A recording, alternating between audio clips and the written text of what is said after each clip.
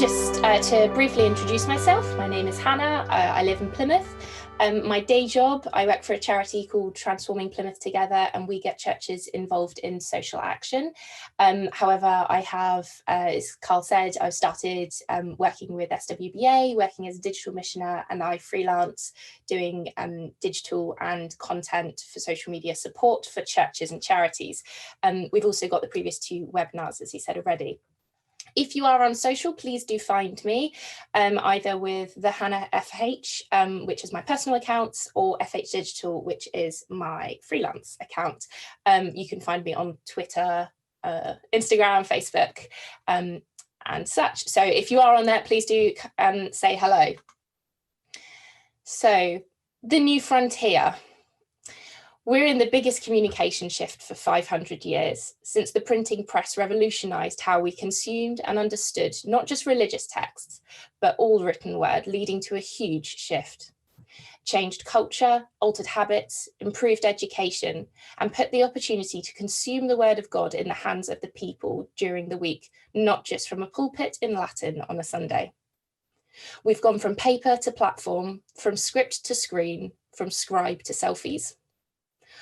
Whilst there are concerns for how digital is used, much like there was when printing first started, in which we do need to acknowledge to know how to combat them, digital technology, social media and video gives us the ability to be missionaries without leaving our homes. We don't have to go overseas to witness, but equally you don't have to force conversation with the woman in front of you at the queue in Aldi. We now have the potential to reach all corners of the world. It allows us to find people from across the world in their homes, on their sofas, and speak with them, answering questions they seek, not just on a Sunday from the pulpits to the pews, but every second of every day, and sharing the life-giving news of the gospel. Digital and tech is disrupting how we live, changing our culture, habits, opportunities, and the church needs to keep up. Obviously, due to COVID, the church has had to adapt, but as we go forward, it's time that we be creative and see the digital as a new means to minister, disciple, and use for mission. Best of all, it's mostly free. Many resources are free, as I talked about in my last webinar, and so much can cost little to no money, but it will take time and effort to do well and effectively. So let's go way back, though possibly not to another galaxy, but let's go back to when Jesus was around. So for generations, everyone in their own times has used the tools to hand. If we look back in Jesus's time, he spoke to those face to face. Yes, he preached the Sermon on the Mount and to large crowds, but it was face to face.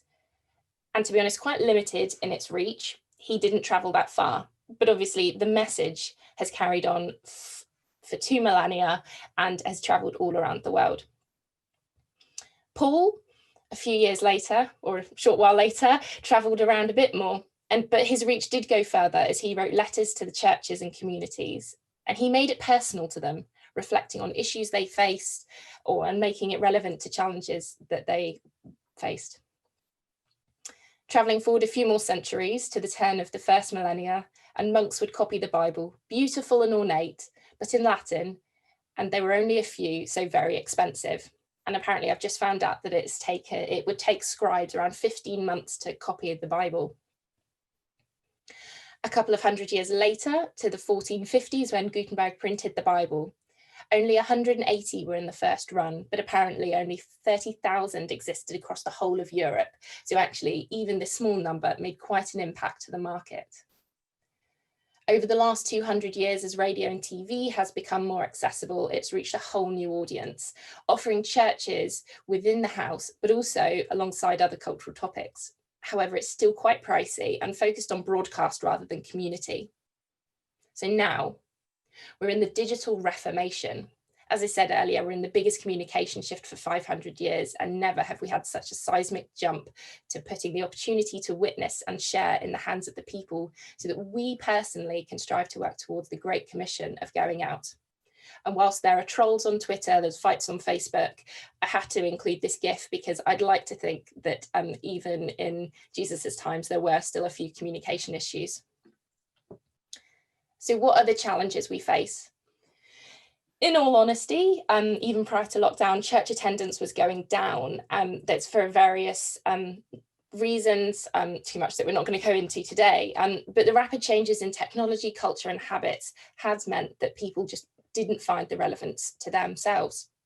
So how can we connect with people? How can we make sure that the church isn't being left behind? How can we connect with those familiar with faith, those new to faith, the regular practices, the never prayed befores, the young at heart, the able, the isolated, the family, the children, the parents, the students, the list can go on. How do we think about the difference between the offline and the online? It's not one or the other, but both. How can we use online as another arm of ministry? How can we use the issues we face at the moment to reach and connect with new people online so that when we meet in person, which we will, we offer something so beyond the normal and the expected. We welcome, we accept, we love, we disciple, we fellowship, we have community, and we have a real relationship with every single person that comes through the door. Don't just wait until that Sunday for those people to come in through the door, because many won't if things don't change. So what is the message of God that needs translating differently so that a whole new generation of people start asking questions about Christianity and take action for their faith? How can we equip not just the leaders of tomorrow, but everyone to be able to share the gospel, no matter who they are, where they are, how they communicate, or who they connect with? How will the message be made new? But it's not just about the message, it's about how we shift the focus from the one morning singular building four walls association of church to church being a lifestyle, a being, a body of people who are so invested in sharing the gospel and sharing the love of God. How do we make it inclusive and not just exclusive? How do we equip people to disciple? So why? The Great Commission, Jesus said to go out and make disciples. So it's not for us to just sit. We need to use digital to equip us to do this, to go out and connect with the people that we engage with. Fishers of men, we need to go out into the water to fish. You can't fish from the shore. We need to go where the people are. Jesus didn't wait until a Sunday to speak, and COVID has shown us that relying on buildings and gatherings in person doesn't work. The Sunday live stream is great. It's just not the only thing we need to be doing. Faith isn't something that we do, but it's who we are. It needs to become a part of every aspect of our being. And we are called as salt and light, and we have a responsibility to produce content, to be online that spreads love, joy, hope, that educates, entertains, and connects. The 167, we're still focusing on a church being a 1 to 2 hour Sunday event, but our faith is meant to be lived out in every moment of our lives, yet we treat people that the only way that they will do it is by coming to church on a Sunday morning. And for some, that's just not possible. As I said, Jesus didn't wait until a Sunday to share the message. He went out to the people. There are 168 hours in a week. Are we using it? We need to understand the changes of culture and habits. Now Sunday's not so good for people with family commitments, children, activities, just generally recovering from a week's of work, or even work itself is preventing people from coming to church. But also it's something that maybe doesn't connect in people's lives. How do we change church so that it becomes a part of their routine within a Sunday, from the Sunday being the whole week? It's social, not broadcast. So there are endless research linking mental ill health and social media. And it is true, there are issues, but it's often left out that loneliness occurs when people are mindlessly scrolling. Again, we need to connect, communicate, and converse with those we reach. But also connecting with those people will allow us to reach more people, but understand them and get to know them and allow them to communicate with us. So a few lessons that we've probably all had to learn from COVID. There is definitely a desire to hear the gospel. I don't have all the numbers to hand, but even there's millions of searches and people who've engaged with Googling for prayer or who watched the blessings video. There is a hunger out there. It is complicated and there will be issues, and there's no two ways around that. There will be signal loss, sound issues, pixely images and Wi-Fi problems. It will happen. Screen envy is a real thing. where we've had 2 buildings before. Now you're able to see the 2 buildings right next to each other on your screen, and comparison is so much easier, seeing what other people's abilities are. However, give yourself the grace to understand what you're able to do and just go with what you can do. We can reach new people, the isolated, the homebound, the time poor, and beyond the end of the road. There's so much potential. And the fact that the church is more than a building, yes, we can't be in the 4 walls, but that doesn't mean church isn't there. Where is the church? It's out there, it's everywhere. So on to the where. But first, need to think about the who. Who are you trying to reach?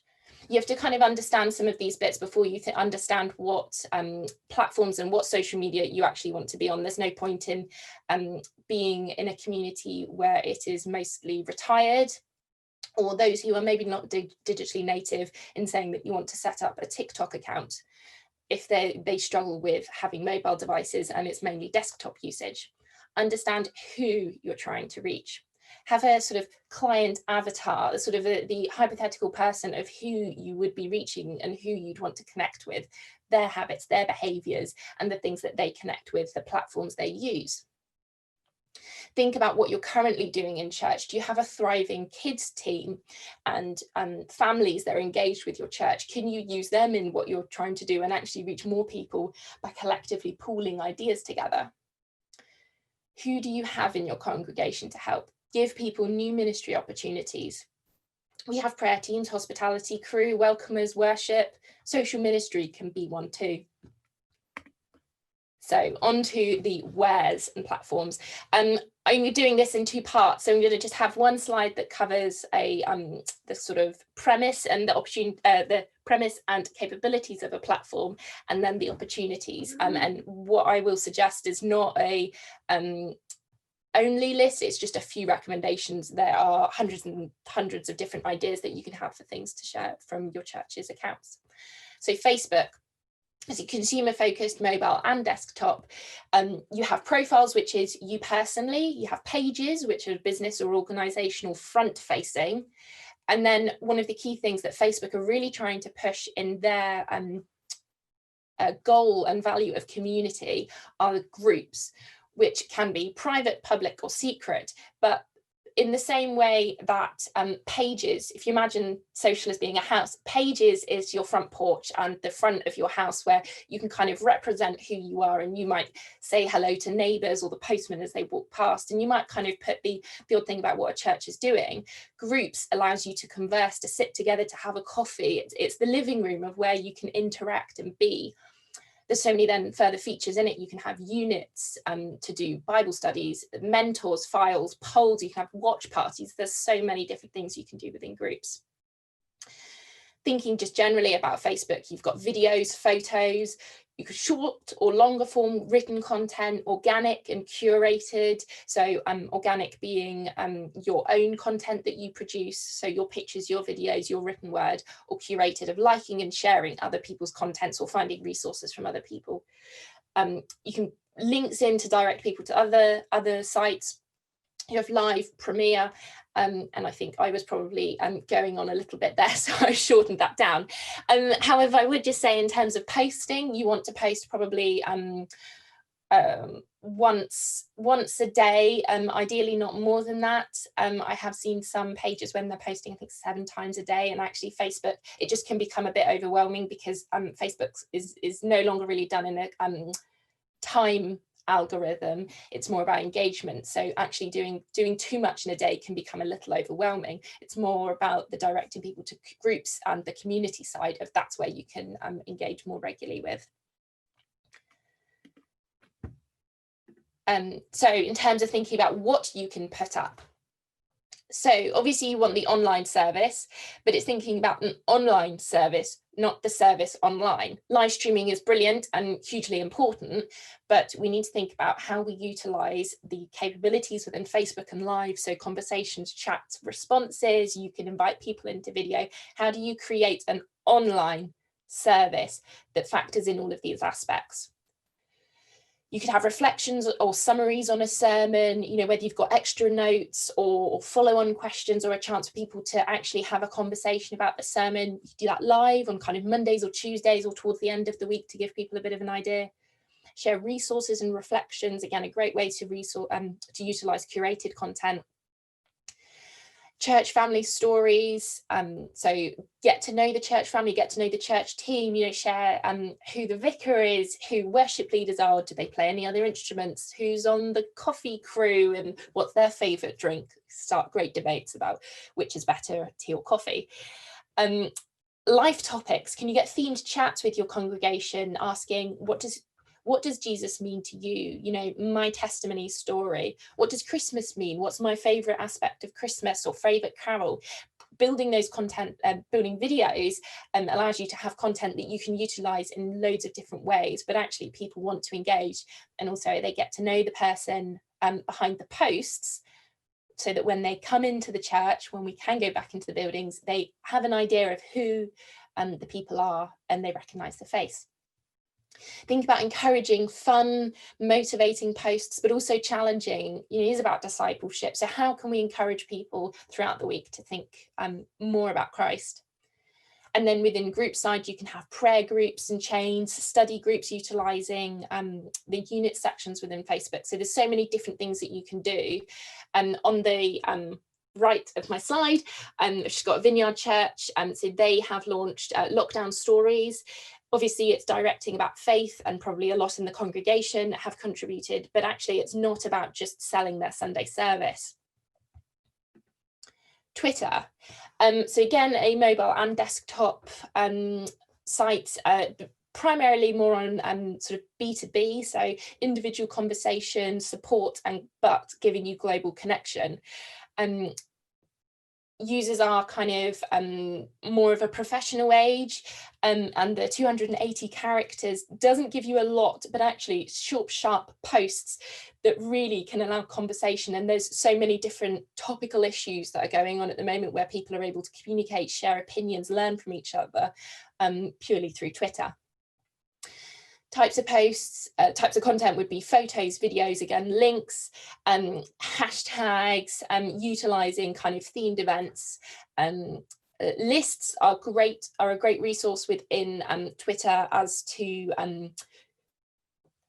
off your normal followers list is to create certain people that you'd like to connect with. So have you got church family who are on Twitter that you could create a church family list? Have you got kind of local businesses? So actually using your Twitter to promote local businesses, especially with everything going on at the moment, can we kind of support the smaller businesses around us and encourage our congregations to go to them? And also looking at what's trending and how we can kind of highlight prayer and prayer for the country's leaders and decision makers, thanksgiving to God for the different things that have happened. You can post more frequently on Twitter purely because of the speed at which content is produced. So again, thinking about what's the type of posts that you could do. So, you know, again, a photo of Bible verses, daily encouragement and connecting to people's real lives, engaging with local community news, engaging with other churches, other church leaders, resources from other accounts. So again, things like the Bible app or Lectio 360, I think I mentioned them in a minute, but actually how can you kind of utilize other things that help people bring their faith and devotional into their life every day.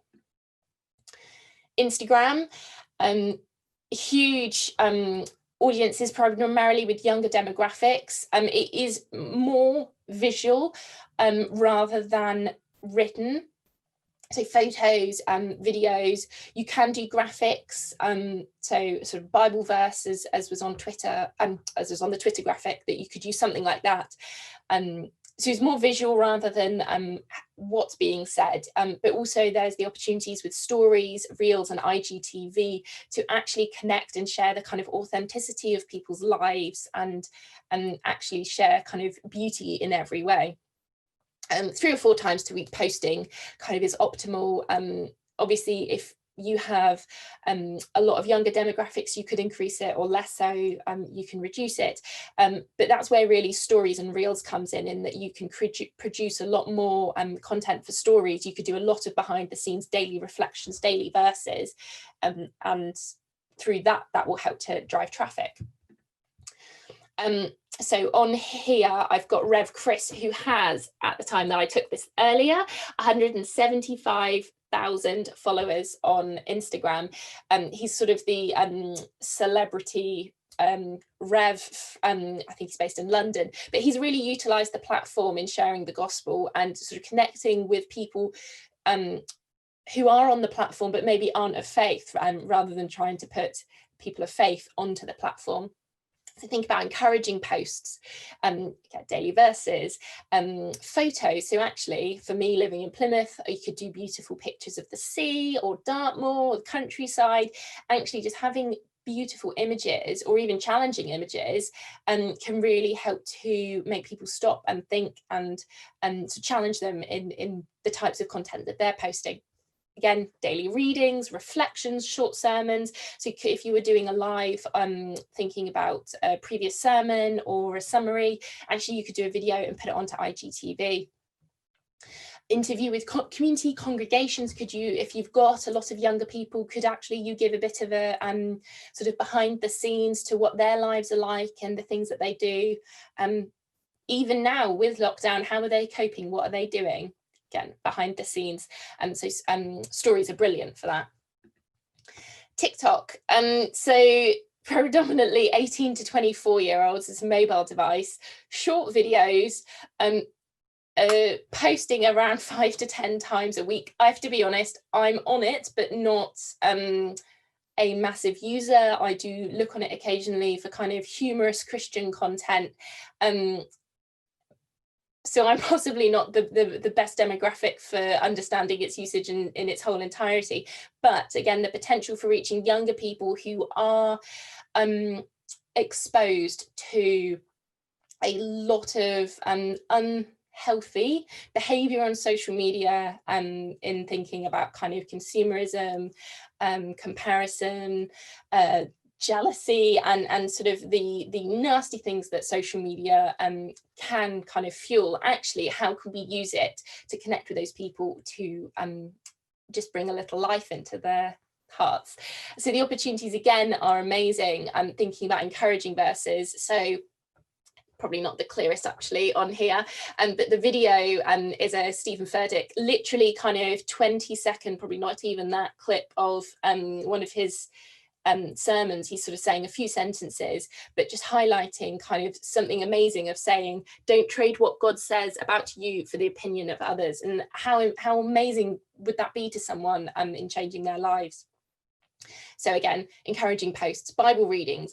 Actually, could you do a Bible reading every day that will get people learning a daily verse, or a reflection on a Bible reading? Again, reflections on sermons. But, and I sort of feel like this isn't always something that we naturally gravitate to as Christians, actually having a bit of humour. How can we do funny things that actually just bring a bit of life and joy into people's lives? Is also platforms like this are great opportunities to offer native users the chance to create the content they want to see. So if you do have those younger demographics within your congregation, ask them what they want to see and get them to kind of input in the types of content they'd want to see. So YouTube, technically, I suppose, not really a social platform, but it is the largest search engine, and it is a huge part of kind of digital strategy. Again, Sunday services, which can be great as live streamed or pre-recorded, but also thinking about an online service. So how can you do something that engages with questions and commentaries that come alongside what people are going through at the moment? You could break it down to just having sermon onlys and having kind of series that are literally just spoken rather than the whole concept of a sermon. Could you do worship songs? And again, organic and curated. Could you record worship songs within your church groups, but also bringing together songs of favourite songs from your congregation or church family, both worship songs, hymns, Christmas songs? Could you have like the ultimate Christmas playlist together? Thinking about reflections again, and doing videos that people may be asking questions to. So not just titling something Sunday service, whatever Sunday was, Sunday the 15th of November, but saying, how do I forgive? Answering those questions, you know, where is God in crisis? Answering the questions that people have at the moment. Also, again, what stories can your church family share? So again, reflections. My parents' church back in Dorset, they do sort of a Monday to Friday, literally 3-minute video each day from different people in the congregation who will have an allocated week, and they will reflect upon something or a topic or Bible verses, and they will share something. They will be vulnerable, and they will give an insight into who they are. So actually it's a chance for the church to connect with people, or the church to connect with each other, but also to connect with those who don't know them, so that when they come to church, and we can all come back together and hopefully give each other big hugs, and that actually new people coming to church recognize other people, and they'll want to hug you as well, because they feel like they know who you are because they've heard all about you. You think about topical themes. So again, as we come up to Christmas, you know, what are the different aspects of the Christmas story that can connect with our faith life? So thinking about kind of persecution that Jesus had after his birth, or travel to different countries and different areas, and actually how that can relate to sort of refugee crisis at the moment, and different things, and actually linking challenging but also inspiring things together. Also, you could just do themes. So again, Christmas. Do you have people who could share favorite cake recipes, or sort of their granny's cookie recipe, or the favorite carol, and again recording that but also sharing a reflection upon it, so you should have fun with it. And again, as I said, playlists are great, that you could do curated and organic content that you can share out and utilize that across then your other platforms. Then you've got a number of others. However, I feel these are habits, not limitations, they just maybe aren't as necessary if you're just starting out. So thinking Snapchat, again, younger demographics, but actually in terms of building content, it's a bit harder.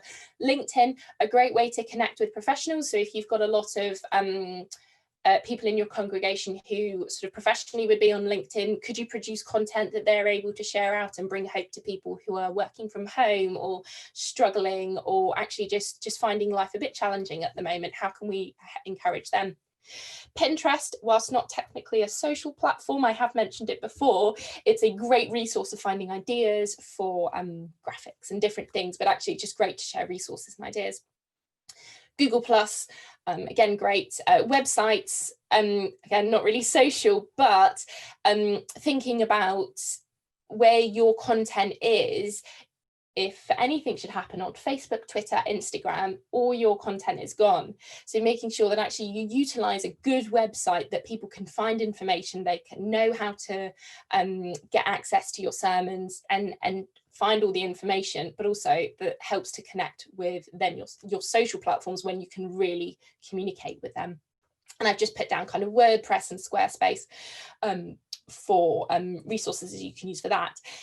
And again, email, not entirely social, but it is a really valuable tool if thinking for the older generations who maybe aren't on social, but they do receive emails, using tools like MailChimp, ConvertKit or ChurchSuite, that you can create really beautiful emails that can direct them to resources, to the Sunday service on YouTube, because actually they're not quite sure how to navigate around YouTube. It's utilising email as the sort of place where it's less about here's just a list of the church notices, it's really boring and full of text, but actually here's some pictures or here's stories from other members of the congregation who aren't as digitally natural in communicating online.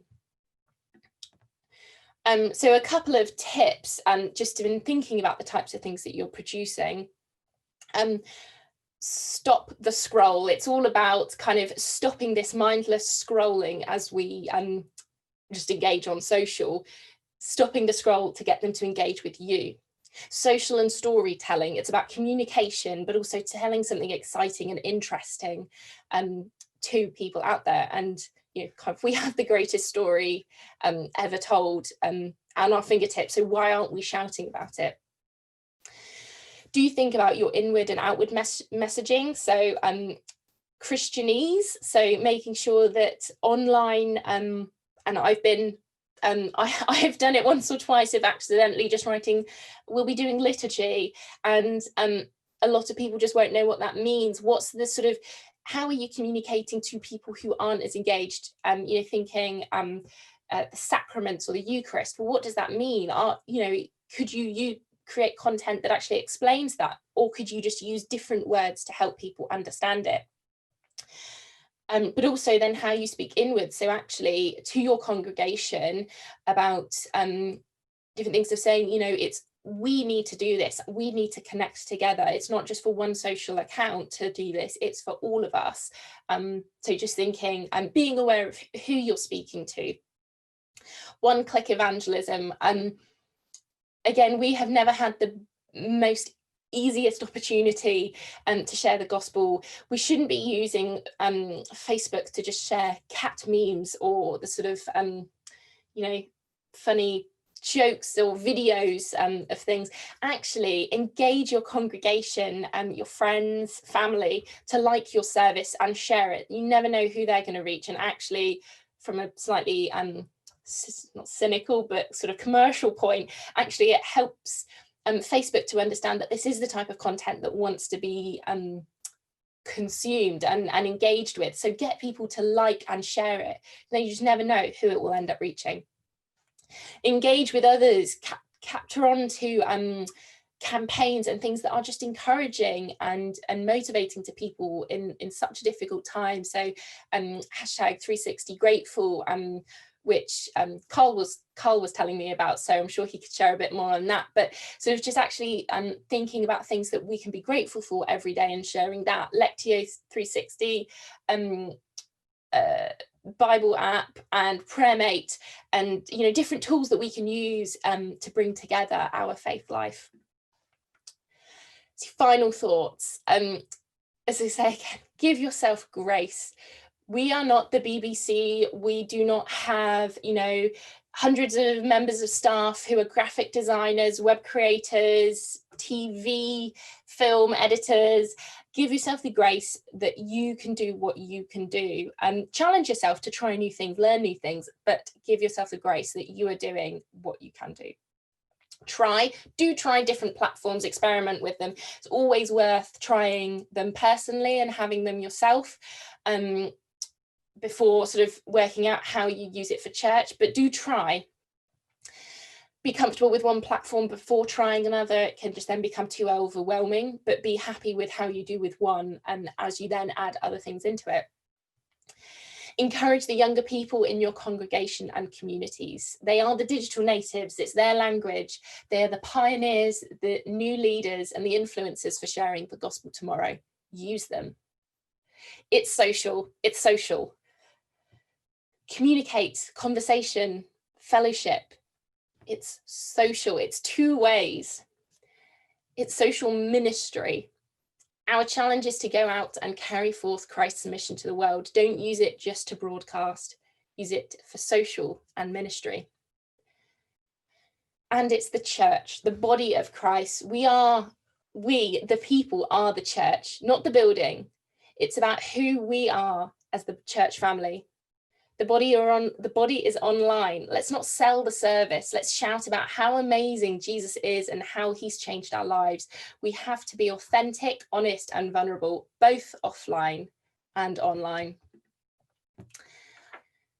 So in the same way, let your light shine before others so that they may see your good works and give glory to your Father in heaven. We need to use social to share the light. So it's social media, the new frontier. Are you ready?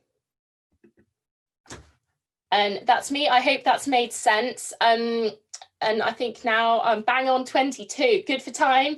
If we now have got a bit of time to answer some questions. Spot on, Hannah. Thank you so much.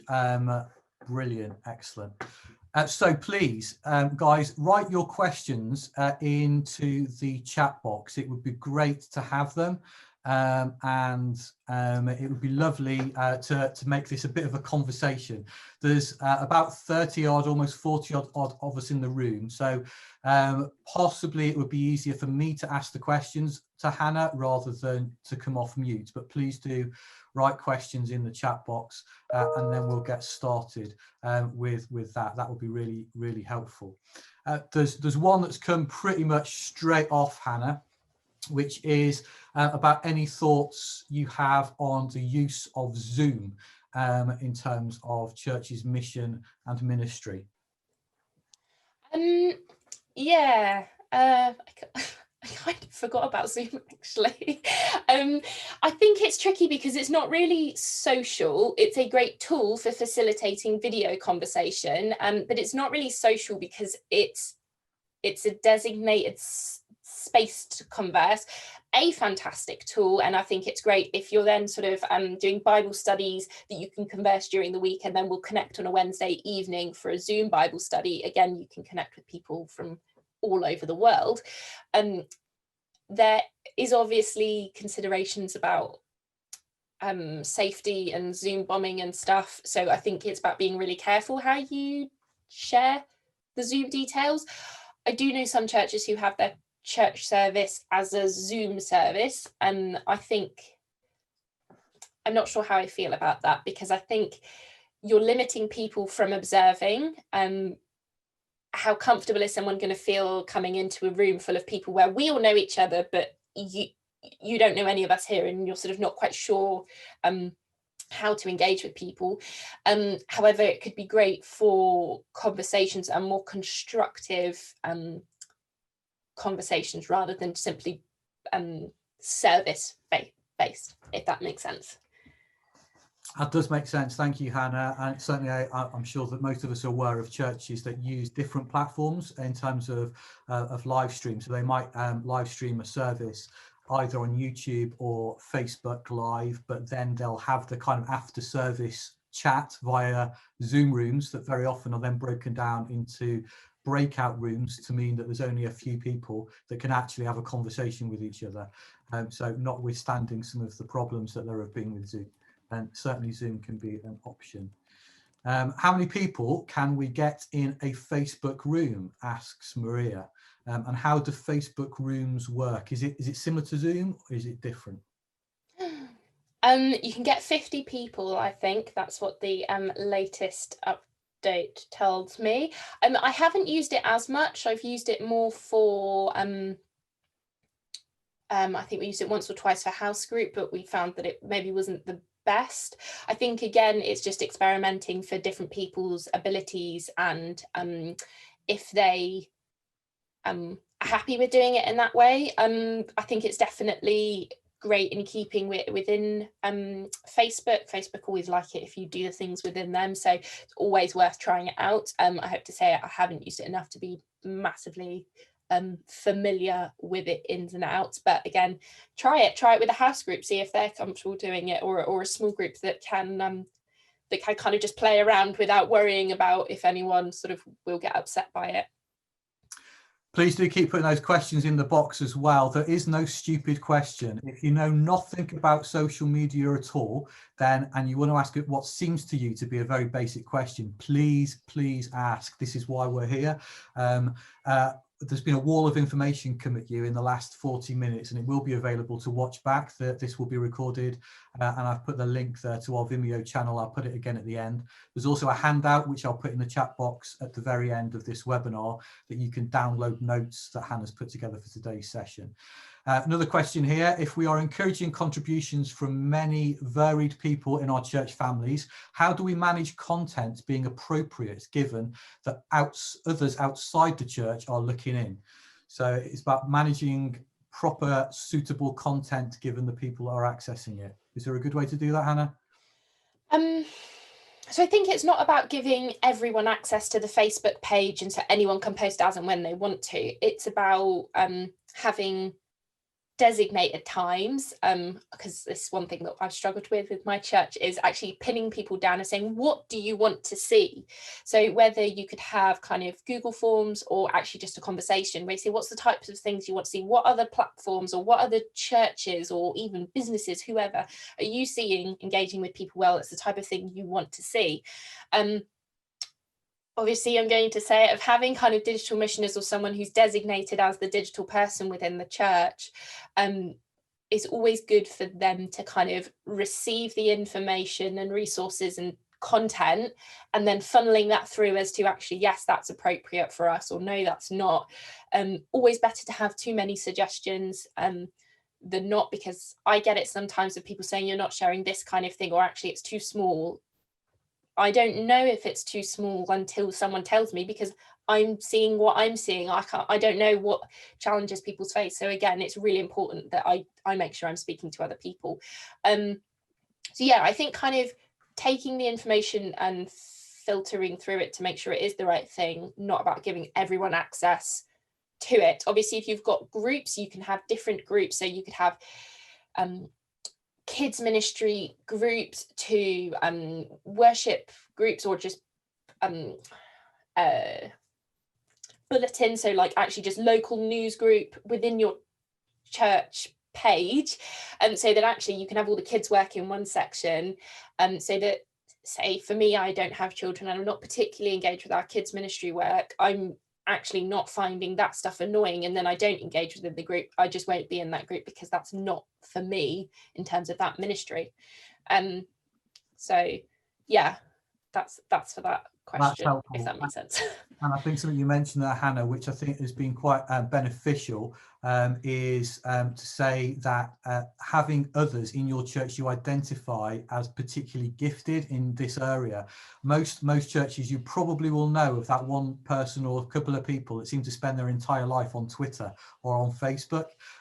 Maybe actually in terms of exercising a gifting, there could be a way of releasing some form of mission gift within that person, within the digital world, and to have them working closely with those in the church leadership can maybe develop a new area of missional service from that church, and someone to work alongside. If you're part of the Southwest Baptist Association family, then Hannah would love to work with identified individuals in our churches who leadership teams have said, look, can you get on board with this digital mission thing? And there's Hannah that's around then to offer guidance and advice to that person. It does seem a little overwhelming if you're watching this as someone on a leadership team of a church, and you're thinking, how on earth am I going to find the time for this, as well as the million other things that I've got to find time for?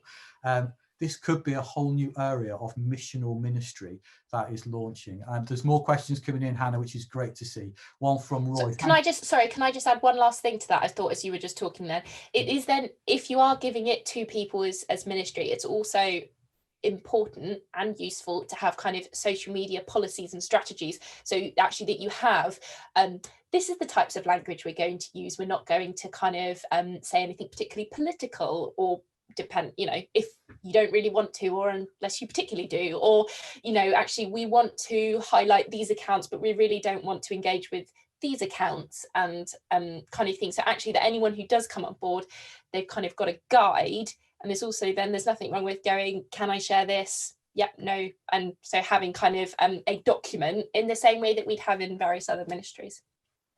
If you're part of a Baptist Together Church, Baptist Union Church, then the specialist teams at our head office in Didcot have produced certain guidelines that can be used with social media, and you can download those. I might try and quickly find a link and check it in the chat box if I can, but they're available on search.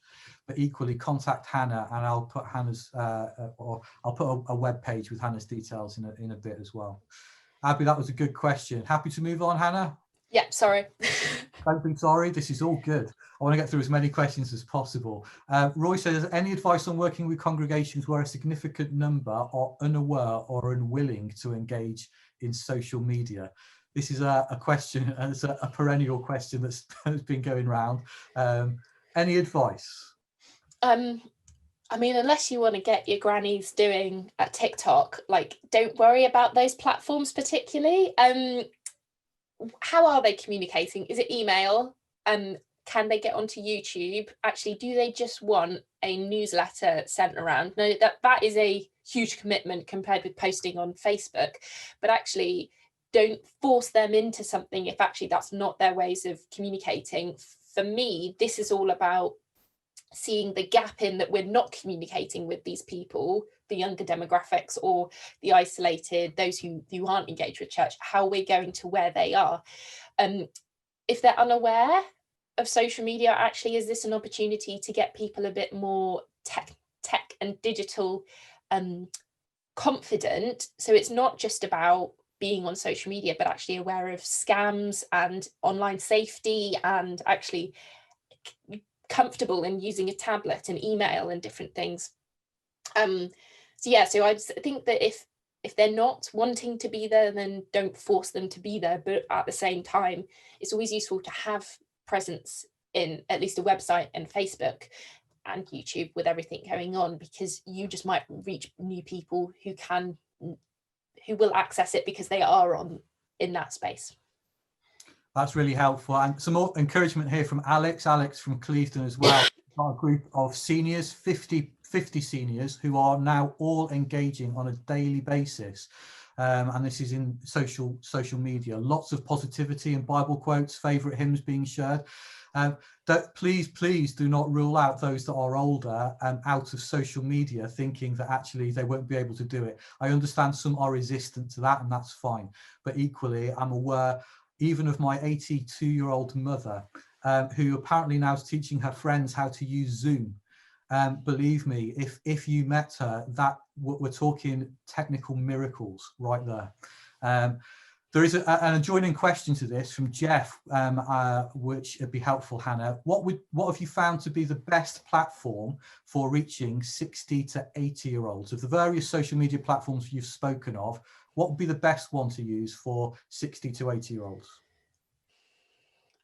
Probably Facebook, because you can do the most amount in it, so it's just easier. And actually, you could be a bit more safer within it in that who they're friends and following with, actually, rather than Twitter or something where it can come from whoever. So I'd say probably Facebook. But again, it's dependent on how people are willing to try stuff. But yeah, probably Facebook. That sounds pretty good to me as well. I would definitely suggest that as well. And actually, particularly with older generations too, Facebook is become a little more used over lockdown because of their various portal devices. Other devices are available via Apple and also by Google, but Facebook portals are relatively cheap. Effectively, it's a screen that links up to a Facebook account. So not only in terms of private messaging and video messaging of those that are a little more senior, which is relatively straightforward and easy to use, but the interaction with effectively a larger touchscreen device for those that are older, there's a whole load of fairly cheap, accessible hardware that's available out there at the moment. There's questions that have come in from people that have kind of said, this is just amazing, but there's so much information, it's overwhelming. Various questions about kind of where do we start? Hold that one, Hannah. If there was one place you would say to someone that's never got into social media, or a church that's never entered this world before, think where would you start? But just to say, whilst you're thinking on that one, various questions. I think Millie has put in a question there as well. Would there be some help in setting up things like Facebook pages and what have you? Again, to say, if you're part of a Southwest Baptist Association church, then the association has paid for Hannah's time for every one of our member churches to have an hour's worth of consultation with Hannah. So get in contact with her through the web page that I'll give you at the end of this webinar, and organise an hour's time that you can speak to Hannah, probably via Zoom, and she will just see where you're at as a church, and then begin to help you to progress from where you're at to a place that you want to be. Equally beyond that, if you want to ask Hannah to work with you for more than 1 hour, then there are digital mission grants available to SWBA churches, which will help to subsidise your costs, match fund your costs to take Hannah on for a number of hours work, and a number of our churches have already done that usefully, so that Hannah's able to work a little bit more than just a 1 hour's consultation for you. If you are not from an SWBA church, Hannah is still available to you. So please contact her as far as her business goes, and she'd love to get back in contact with you. Right then, Hannah, where to start? Complete novice, never done the social media thing as a church before. Where's the best place to get started? Facebook. Set up a personal profile and just get kind of confident, happy with using that. Get in touch with me. I can help you. But I think kind of it's looking at what other churches are doing. So looking at the big ones, HTB, the ones in America, Hillsong, New Wine, Vineyard, and churches like that. But then also looking at kind of what's churches in your community doing. Actually, if you're in a village community, you don't really want to be looking at HTB Central London, because actually your audiences are going to be very different. The types of content you're going to be producing are going to be really different. So kind of look aspirationally, but also look kind of parallelly, horizontally, to see kind of what people are doing. Get started with kind of posts. I think ask questions, put up Bible verses or motivational posts. If you watch the digital resources webinar from last month, the kind of things like Canva, it's free to produce easy graphics that kind of just are nice to look at, that people will engage with. Again, kind of trying to tap into your community. So and congregation. So do you have people already in your church who you can say, actually, do you mind just helping us be a bit more natural in how we're doing this, because I'm struggling to connect as well on this. So again, kind of step by step, really. I think there are various Facebook groups and communities that help with digital comms for churches, but to be honest, they're more sites that I'm engaging with, because it's talking kind of Photoshop and algorithms and all of that stuff. So that's kind of one of the things that we're trying to do with these webinars, is that it's about making it kind of a bit more accessible. But also I'm here that if anyone has any questions specifically, and again, there's no silly questions, because everyone's got to start somewhere. And, there's things I know, but I don't know of other things that probably things and don't know about other things. So it's kind of always just talk to people, and, Google's always a good place to start as well. Just ask questions on Google. Good place to start for technical stuff. Don't do your theology on Google, just a hint. As far as examples, thanks for the question from Ramswell. Guys from Ramswell, do get in contact with Hannah. You're part of the family, so get in contact. You've got an hour's consultation time with her if you would like, in terms of any particular technical issues that you might have faced. But are there examples maybe of churches that have used Facebook well, or maybe the various social media platforms well? You pointed to a couple of things, the kind of the Stephen Furtick clip on TikTok, for example, but particularly in a UK context, from not the mega church, but kind of the smaller standard church type of. Are there some examples that you can think of off the top of your head, or maybe ones that we can put on the web page? There's a web page that I am going to post in a second, and we can give information on that as well. Anything come to mind, Hannah? Oh my goodness. I will say, like HTB, like they're just visually quite nice content to look at.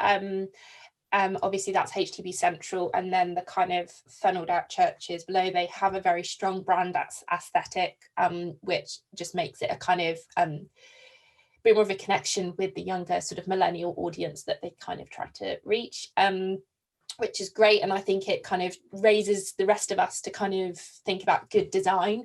So Hope Baptist in Plymouth are doing a kind of pretty brilliant job. They do a lot of video, but also they have quite a lot of fun with it, and actually they're doing kind of different things for different people. For their youth ministry, they've just, they're doing brilliant work. So they've really, and they were kind of doing it quite a bit before lockdown anyway, so hope have done well. Unlimited, which is an Anglican church in Exeter, they do a lot. They're kind of a student church again, but they post a lot of kind of authentic, what's the thing I'm thinking of, kind of during Freshers Week, and various things. They've gone out into the community and engaged, but actually they're sharing that stuff online, so it's just really encouraging to see their stories. They're not even like, I have not seen it because they're selling the Sunday service. I've seen it because they were connecting with students walking through the cathedral square, and on like not Palm Sunday. They were doing something around Easter and engaging with people, and they just had an amazing connection with people in person that was really encouraging to those who saw it online. I'd encourage you to, with your Facebook account, just search for different churches and see kind of what they're doing. And the definition of creativity is forgetting who you stole the idea from. Don't quote me on that one. But at the end of the day, use other people's ideas. If something seems to be working and connecting really well, then use it. It's not copyrighted, it's social media, and so please get on board with ideas and share ideas across the board. Quite interestingly, just as a point on that one, there are certain churches that are really good at connecting with their existing church community, and that's reflected in their content on their social media channels. There are other churches that have gone out of their way to connect with people who are not yet part of their church community. So their entire audience is different. It's not thinking about those that are already of faith within the community. It's thinking about those not yet of faith within the digital world. And that is their target audience. And their content is quite reflected in that. So if you're in the Southwest and you want a Baptist church example, then I think probably Hope Baptist is a good example of a church that's connecting well with their existing community of people, and to a certain degree in an accessible way to all, and not just on Sundays, but they do a midweek session and various things like that.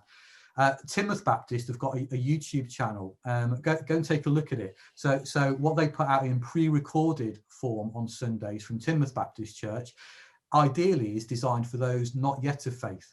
So it's accessible to those from the church community, but by and large should be as accessible to those not yet of faith. And in fact, I've got people that are now regularly looking at YouTube content from across the world. If they were going to do a membership course just at the moment online, they'd have people from New Zealand and from various other places that would be interested. So it's really interesting to kind of think who's the target audience, as Hannah mentioned before. There's mention here from Esther from St. Austell about YouTube. Is that a good platform to use? Hannah, you might want to mention something about that in a minute, but just to point out that Simon has said that YouTube is a built-in app in most smart TVs that people are buying, dead easy to use. And so a whole load of older people are tuning in to digital content from churches, from their local churches, via their TVs on the YouTube app. So that's worth mentioning. Do you want to mention anything else just as we come into land, Hannah?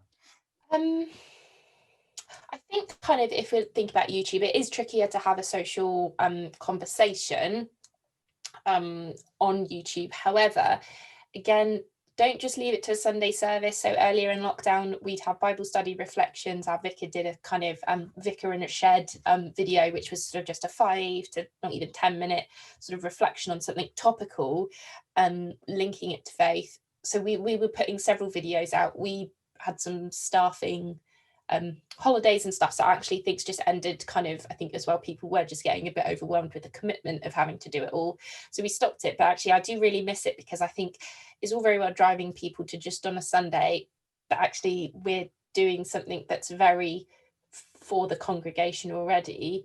Are we doing stuff that actually people just encourages people throughout the week? And if I think personally, I watch YouTube every day, various different things, actually why shouldn't my feed be filled with messages from different churches on different things, whether that is a service, a sermon, a worship song, reflections, actually just a hearing. I just want to get to know you know, who the various people in the church are. So I think kind of use it. But also I have to say, I won't name and shame them. There was a church I've spoken with who, after a few weeks, were setting their videos to private. So when I went and did my hour consultation with them, I sort of got all their channels up so I could look at their various platforms and things. And then you had 3 videos on there, and I thought, I'm sure they've said they were doing it fairly early on in lockdown. Why have they only got 3? We're in November. Said that they were setting them to private, and I got quite sad, actually, because I thought, well, you're really losing out on the opportunity to connect with people because someone's found your recent Sunday service, and then they binge watch the last 9 months of your videos. Don't take it down. That's the point of YouTube. It's a library of videos. Put them up, and actually that will allow you to see your growth and development as your technical skills, but also in terms of your missional language online changes. So kind of don't do it once and then forget about it, or kind of panic that something's on there. Just put it out there and have fun with it. Just very quickly, Hannah, what does setting a video to private mean? That no one can see it. So public, everyone can see it. I'm going to remember that's right. Private, I think only you and someone with the link can, and then there's unlisted, which again, you can only see it if you've got a link. But essentially just a random person coming up onto onto your YouTube page will only see like the public videos. That's exactly how I understand it. So private videos, you need the actual URL to go and find it, and it'll be a random code, something that would never be guessable. And yeah, that means that only those who you send the code to can see the video. That's fine in certain circumstances, but if it's the gospel of Christ, then surely we want the world to hear. So it's a shame that that's not public. I don't want to detain you guys. We've run over by 7 minutes, and I apologise for that. But I want to thank you for coming, and I'm sure you want to thank Hannah as well for sharing her heart for this. You can see her passion for this one. So thank you very much, Hannah. Absolutely spot on. Thank you. As always.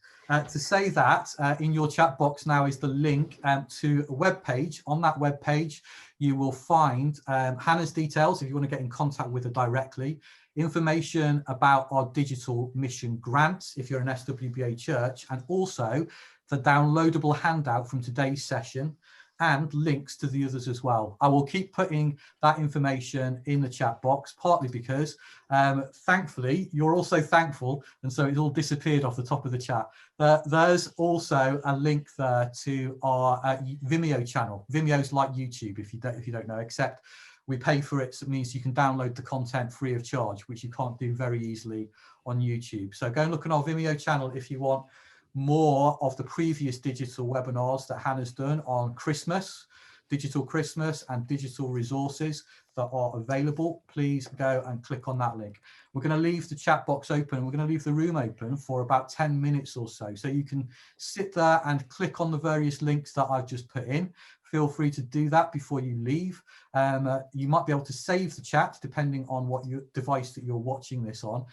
In the bottom of your chat box, you'll see a little square box with 3 dots. And if you click on the 3 dots, then one of those options should be Save Chat, which you'll be able to save the entire chat as a rich text file, which will be on your computer.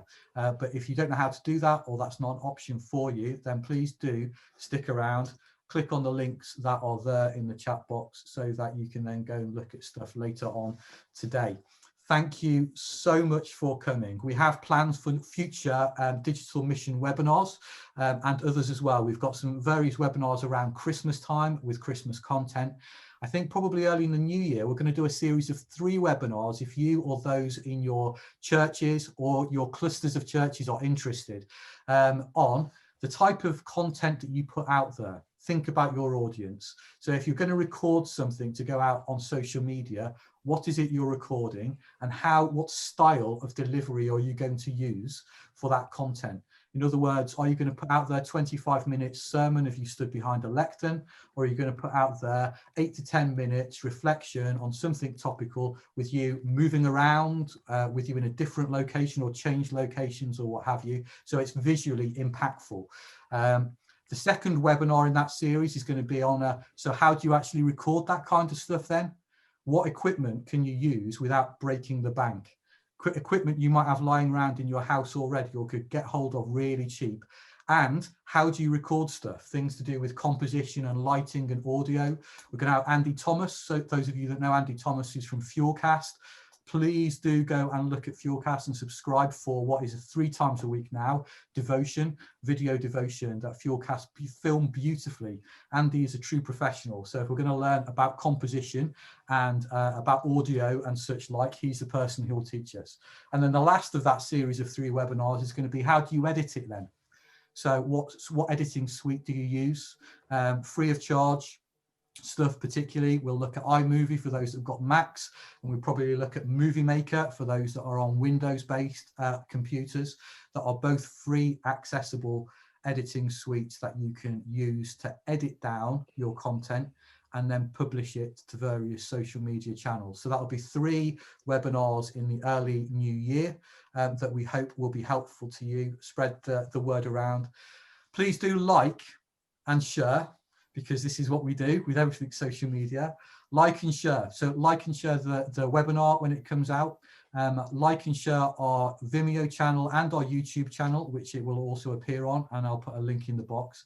And please do go and like and follow us on social media so that you'll be aware of when these new webinars are coming out. We'll publish all our events through Facebook, Twitter, and Instagram, and the handle that you want to search for is SW Baptists. So if you search for SW Baptists, you will find us on the internet. Please do give us a like and a follow and share us around so that others will have the content as well. I'm going to pray just as we close, and then we're free to go, those of us still left in the room. Thank you, God, for the huge opportunities that we see presented in this new digital world. Lord, we look back at this year, and most of us, it's with real sadness at what has happened with the world around us. Lord, for many in the room, even now, God, we will have lost people who are close to us.